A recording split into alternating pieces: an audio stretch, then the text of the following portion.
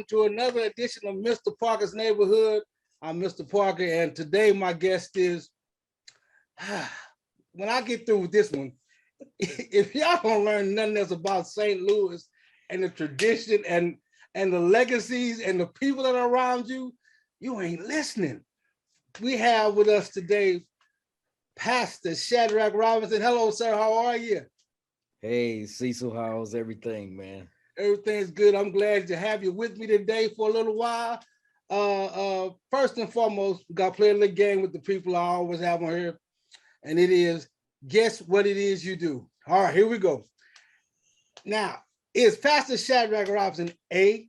We know he's the pastor, but A, is he a songwriter? B, is he a radio personality? C, is he an accomplished movie producer? D, is he a basketball player? Or E, only one of the above? Don't even worry about it. Don't waste y'all time because y'all got it wrong again. Pastor, can you tell them what it is that you do and have done? Well, man, I say I did all of them. I'm just playing. Working on a movie right now, actually. See? Yeah, man. Yeah, I do whatever I can, man. Thank God for what He's given me. I pastor, write songs, play, try to sing. Actually had some radio experience too. I know. Look, I remember we were on radio for a minute. Yeah. Yeah. So that's why I started laughing when you said something. Yeah, that's how I do everybody. It's the fact that they can't figure out if I got all of them in there. I don't, and I'm like, yeah, okay, y'all ain't gonna get it right. So that's why the last choice is one of the above, because you're gonna miss it. You can't, because I ain't giving you a right answer. That's funny, boy. That's funny, man. But getting everything started in the beginning, because I mean, brother, like I said, your legacy. You started singing when? How old were you when you first started singing, man? Man, that's a good question. When I was old enough to get to it, man, I guess 3, 4. I actually, one of the first songs, this is hilarious. One of the first songs that I started singing was I Gotta Be Myself by Rance Allen. That is hilarious, boy.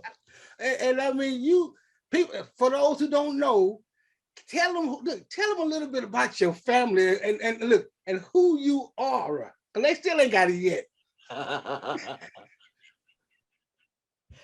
Well, actually, my brother is Denzel Washington.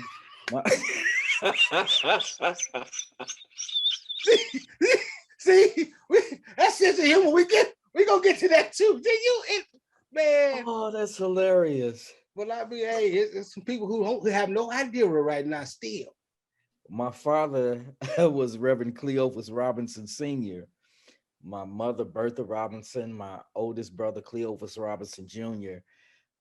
They were well renowned, and that's where I picked all of this stuff up from.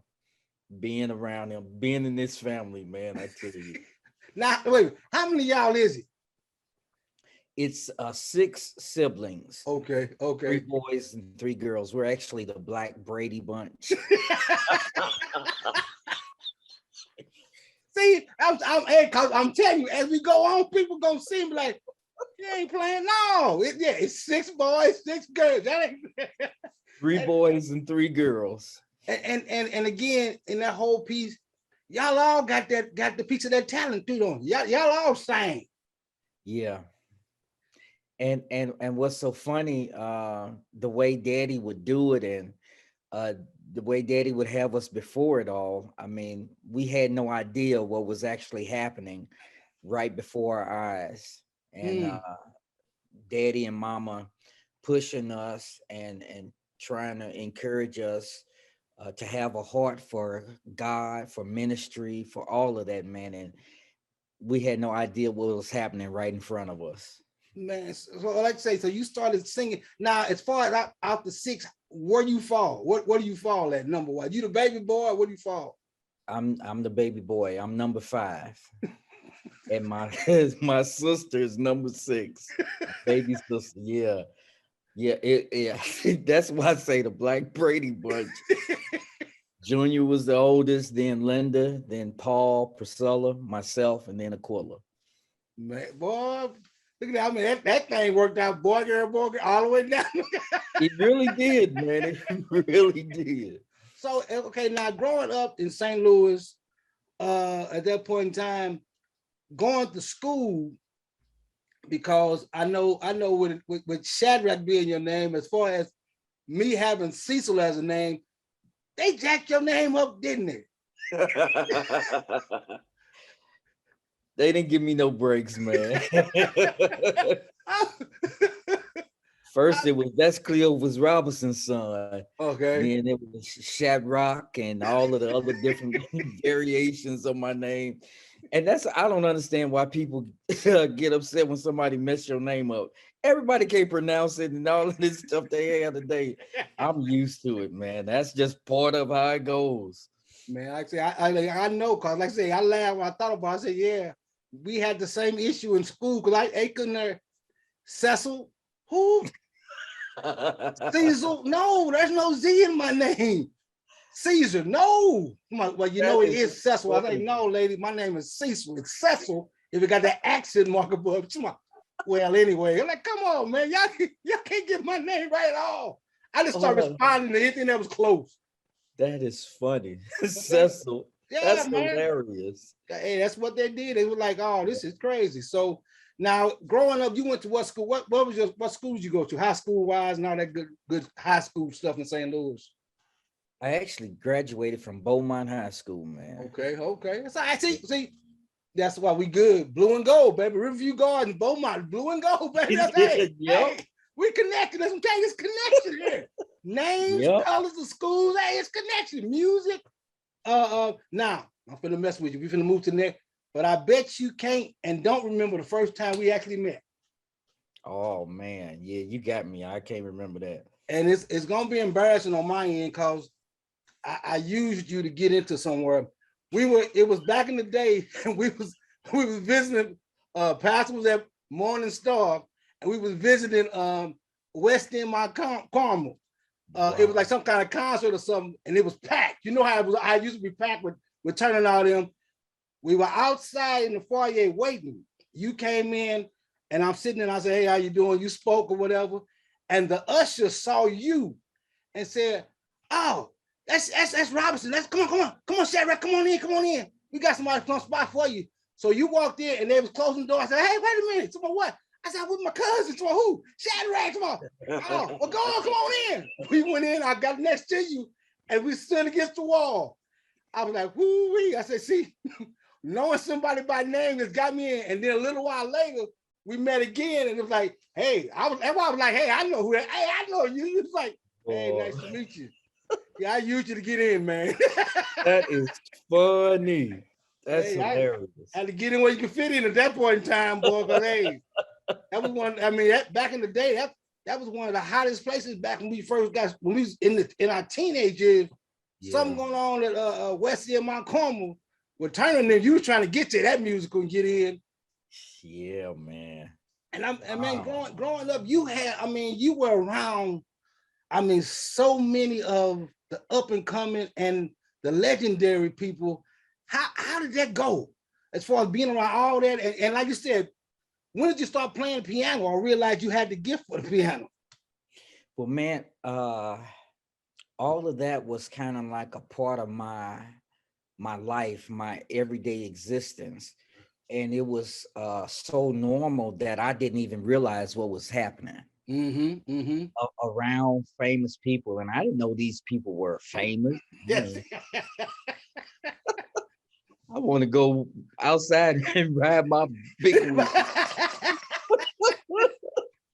So I really didn't get the impact of it until I became older, and a lot of that stuff kind of started dying down with Daddy when he stopped traveling as much. I really had no idea that I was around like James Cleveland and I mean, just take your pick. All of these Right. people, Yeah. the Yeah. Mighty Clouds of Joy, and they knew me. It was it's crazy, man. So somebody was telling me I should write a book, but I wasn't even paying attention. I can't write a book. So yeah, I've been around them before. But that's kind of how that happened. And I actually was inspired to play music because my older brothers played. Junior played the organ, piano for Daddy, and Paul played the drums. Okay. So I want to do what they doing, and it was a piano at the house, and I started messing around, learning and figuring things out. And I wrote my first song, and I took it to my oldest brother to see what he thought about it. And he said, "Just you keep working on it." That was that big brother let down. So that's kind of how it was for me, man. I mean, it was a part of my everyday existence. Daddy had us in church, and so it was just always around me, and a lot of it I was a part of, but I didn't realize what I was a part of. Right. So that's Right. kind of how it happened, man.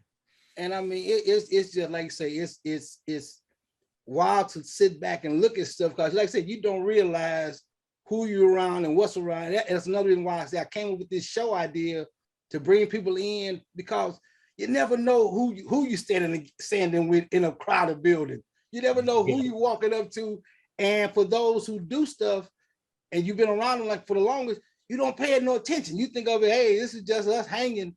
This just, yeah, I know who that is. I mean, it's like say like being with Dr. Clark, coming through from I've been with him now since I was 17 years old.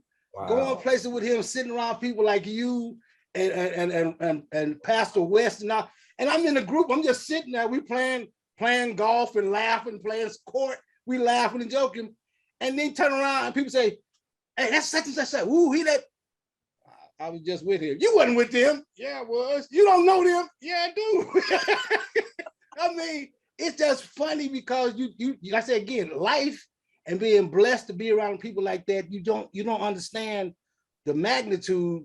And then when you get a friendship, like I said, like with me and you, like I said, from that one meeting to now, we've done and been around each other to where we've got a bond where when we see each other, is, hey family, what's going on? Yeah.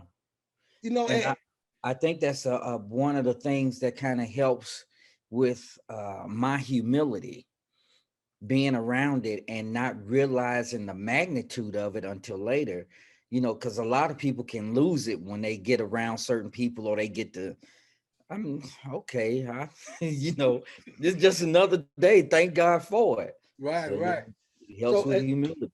so okay, now as far as going through, let's say coming up through high school and all that stuff, when you graduate high school, getting into your music, was it so much the battle of getting heard with your music, or doing your own music? How did that battle go? Because I know you said Daddy had y'all in certain situations. Yeah, I mean, yeah, again, I grew up in church. I can tell you, I'm old enough to say this now. I don't think I'm gonna get a whooping now. But the first time I did anything out of the box was back in, I believe it was middle school. They had a talent show, and I joined in and I did one of Stevie Wonder songs, and my heart was beating so fast I thought I was gonna pass out. And this was back in the days when you didn't get home at a certain time. Mom and daddy would pop up at their school on Right. you. And when I did that, and I left to go home, daddy had showed up at the school right after I had finished and right after I had left. So I just missed my crucifixion. So actually, man, I mean, I've always been exposed, and even with my music, Daddy had me before people. Of course, Daddy would travel. He would go preach with different churches or whatever. And when I got old enough, speaking of schools, I always had bad attendance. I can tell you that. I had very poor attendance because I would be on the road with Daddy, and then I started playing for him. And even when I first got started and I started singing, Daddy would call me up to sing. So I've always been at that place where I've been singing or doing something musically or ministry wise, preaching, singing, or whatever. So I've always had that exposure. So this is it wasn't really hard to I guess have or get recognition or get exposure because I've always been doing it. Okay. So, like I say, like I said, as you said, going, being whose son you were going to church almost what, every other night? It almost seemed like that, man. I mean, because again, Daddy was preaching and singing. He would be doing revivals, or he would call them one-nighters. He would be in different cities.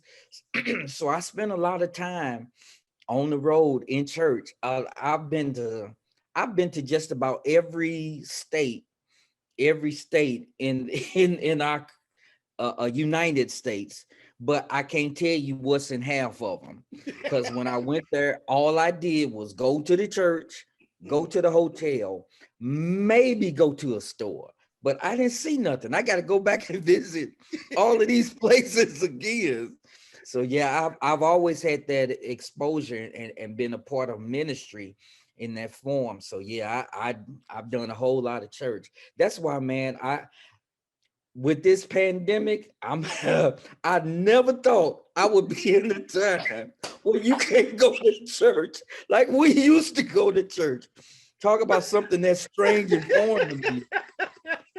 Like, man, the Lord is speaking to us. We better pay attention. What they always say, only way you ain't going to church, God got to tell you stay at home. Yeah, you get sick, think you was gonna get your way out of it, or take your medicine, you going. That's the way I came up, man. And I mean, it's, and again, like I say, it's so funny just laughing now and sitting back and watching. I saw they had Say Amen, somebody came on television a couple of months ago, and I was sitting there watching that, and I'm looking and I'm seeing people that I remember, like Lee Cochran, like Zella, all them in their younger age, and I'm like, man, wow, okay. Because I remember that when we saw them, they was at that upper point in life to where, boy, I bet you back in the day y'all wasn't doing this, y'all wasn't, and to see them in the movies, I'm like, really? You know what I mean? Because, and again, like you said, it's, and I want to ask you about that as far as the upfront piece. When everybody saw people like say like your daddy, Junior and Lee Cochran, when they saw them in the church piece, you saw them and you thought of seriously about their music and about the preaching and this and this. But then when it was just a rehearsal or something, they have a sense of humor. I guess you got to have a certain kind of sense of humor to deal with people like that. Yeah, you do. And honestly, to tell you the truth, my daddy was Reverend Cleophas Robinson when he was preaching, when he was singing, and when he was daddy at home. We knew that was Reverend Cleophas Robinson. So and he showed us consistency in his walk with the Lord, man. I mean, and I'm so grateful for it today to have had that example before me, that you got to be real with the Lord, man. You can't afford to play with God. That, and we see in this time, life is too short. Yes, It's too much happening and going on. You need to know who the Lord is. So when you get around people, you can have fun, but you can still be saved. right. You Yeah. can be serious, but still be saved, man. And people need to understand that and know that you don't have to lay your religion down, that you ought to have a walk with the Lord. And that matters. It makes a world of a difference. Yes, sir. Like I said, I mean, and like you said, it's the whole, like I said, people forget that people are human and they try to put you on a pedestal where you You can't, you can't, what? Wait a minute, excuse me. I'm allowed to say what I'm thinking and feeling because it's my feelings. Now I ain't trying to say nothing wrong or degrade or embarrass, but no, you keep trying to put me really where, oh, you should never say you don't think it's right. What? Yeah. What kind of state you living in? So, and again, being, I mean, like I said, God, brother, I know, but you being, like I said, being a baby boy, and you got Junior and you got your brother Paul in front of you, and everybody saying, oh, like you said, that, oh, you Cleophas Robinson Sr.'s son, so you know better. I'm a kid. Yeah. I mean, what was did you have that extra, you feel that extra strain on you to be a certain kind of way? Well, from one perspective, the strain is always there because I'm a preacher's kid. Gotcha. Okay. It's always there. And we really saw this, how that strain was released when Daddy died. Okay. But even though the pastor has died, we're still looked at as Right. the preacher kids. Gotcha. So, and then another thing too, I came along in a time when parents were actually raising their kids, Yes, sir. not Yes, sir. living off of their kids' opinions. Yes, sir. I hope I'm helping somebody now. There you go. I'm Go about ready ahead. to preach. Mom and Daddy told us what to do, and that's what we did. And I thank God for my brothers and my sisters, because although I couldn't go to all of these different places, very few places that I could go to, people's homes that I could go to, but pretty much I had to stay at the house. Gotcha. And I had to be at home at 12 o'clock. When I got old enough, thought I was doing something. Yeah. You better be back here at 12 o'clock.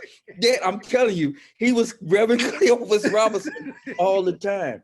So one of the things that happened being in that environment, I learned how to laugh amongst my brothers and my sisters. Oh, yeah. They taught me how to have a good time. They taught me how to have a sense of humor. Yes, sir. Yes, sir. When you couldn't do certain things, you better learn how to look and enjoy where you are and what you have. Because a lot of people don't have that. Right. And like I said, man, I mean, being around, like I said, being around Dr. Clark, but I said I got a chance to hang around with you and Junior, and man, it was crazy. I mean, it was just being in the room with y'all, especially me being me in the room with, we talking about, say again, we talking about you, Shadrach the singer, the preacher, Cleophas Jr., the singer, the preacher, Dr. Clark, the preacher, the singer, what? And I'm in the room, I'm just sitting there, and we all and laughing and joking, talking about football, talking about different sports and different things. And it's just, it ain't that, hey, look here, you don't belong with us, get on. I mean, it was just family, and it felt like it. And I mean, it's just, I mean, again, like you said, your brother and you, man, y'all got together. It wasn't a real, it was a semi-joning piece y'all had going one time, called Pastor like to do that with too. And it was like, I'm like, man, they really? So it's just, I mean, just the real life piece of when you are around people and you can do that, that's the biggest thing. And I know from like I say, from being around different ministers and preachers, it's a different thing when y'all can go somewhere and relax and not worry about having to, I mean, it's just a different persona when, and I want to thank y'all, and I appreciate it so much more because I see how everybody needs the 3 R's. I call them the 3 R's. You need to be able to release, relax, and reset, or you lose your mind. And I mean, when you get a chance to do it, it's like, whoo. Yeah. Because people don't understand us. There's a whole lot that y'all deal with that we don't understand. And I mean, like I said, being the youngest boy up under that kind of situations and that kind of magnitude, I know in your college years or on your especially your 20s and 30s, what was that struggle? Because I know that's when we are like, oh, for real, yeah. Oh, I'm 20 now. Wait a minute, I gotta. Yeah, you do. You were cracking me up.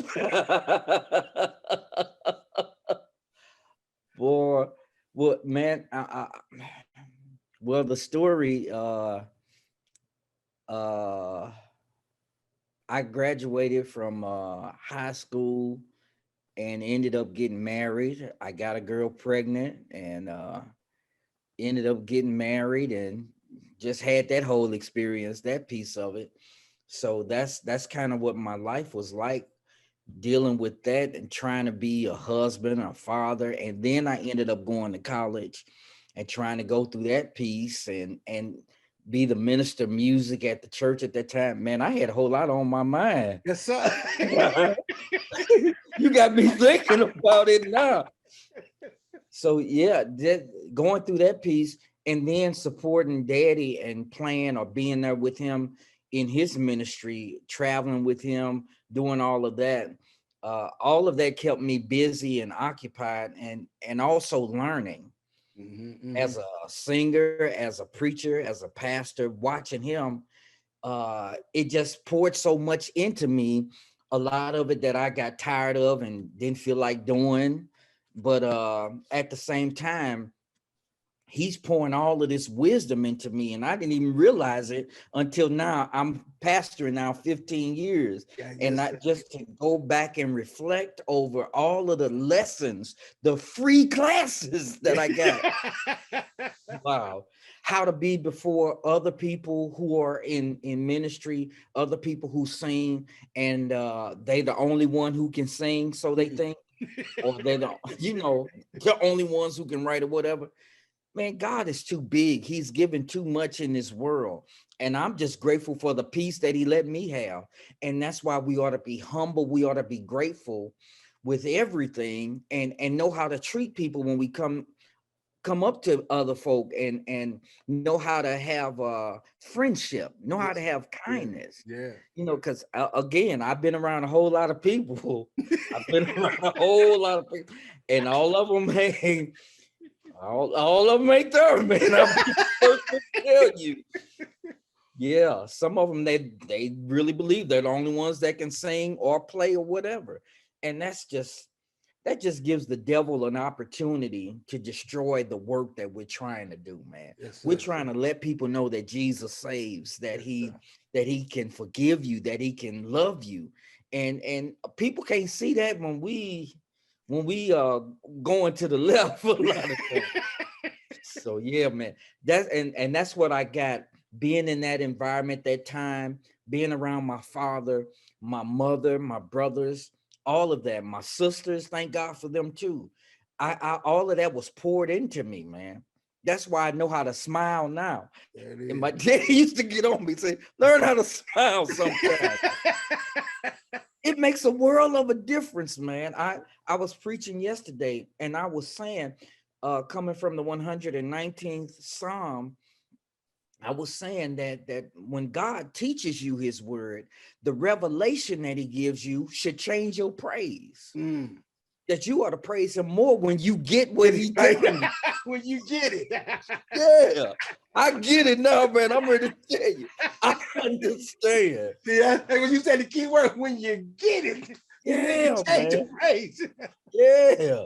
I mean, and right there, the two, you also said something that is so key to being who you are, and people don't understand it. When you said sometimes you don't feel like it, but you do it. And that's something that when I was away in college and came home, Dr. Clark, even my first interview, we sitting there and I said, yeah, tell me something. He said, look here, sometimes you got to do what you don't feel like doing to get to where you want to go. I was like, wow, really? For real?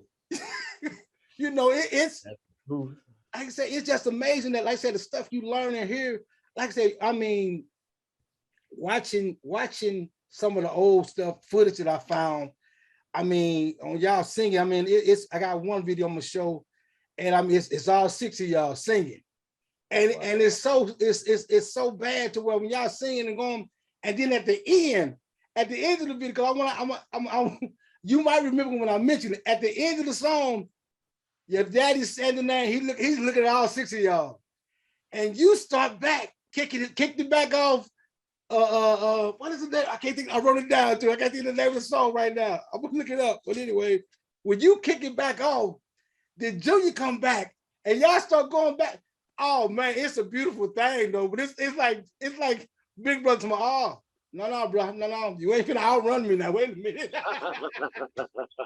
And I mean, but in that is you can see that when y'all were together and performing together and singing together, you were singing from your heart, but also you saw that love connection where it's like, no, baby, stay with me. We gonna do this together and give them what we got, because we've been through some things. Yeah. And I mean, how does that help you in life? Like you said that before, you didn't go to people's houses, but you were able to come home and have fun being with your brothers and sisters. How much more of an impact was that on helping you through situations to know I got big brothers and sisters that's there for me regardless? Man, I thank God for my brothers and sisters. I'm here to tell you, back in the day, of course, we had the sibling rivalry and all of that and getting into it. But whenever we got ready to throw these up, Mom and Daddy wasn't playing that. And they will squash all of that. They would say, okay, you can fight each other, but after you get through fighting them, you got to fight me. Like, oh, okay, well, since you put it like that. Mom and Daddy told us how to love each other, how to be there for each other. And of course, growing up that way, I'm thinking everybody else is the same way. But to go out and see everybody don't have relationships with their own family. Yeah. So again, to have had that training, that teaching, and to have built those relationships with my siblings, I thank God for that. Even today, that I'm still close with my family and that we know how to be there for each other, because people are quick to leave you. Oh, yes, people sir. are quick to walk away from you.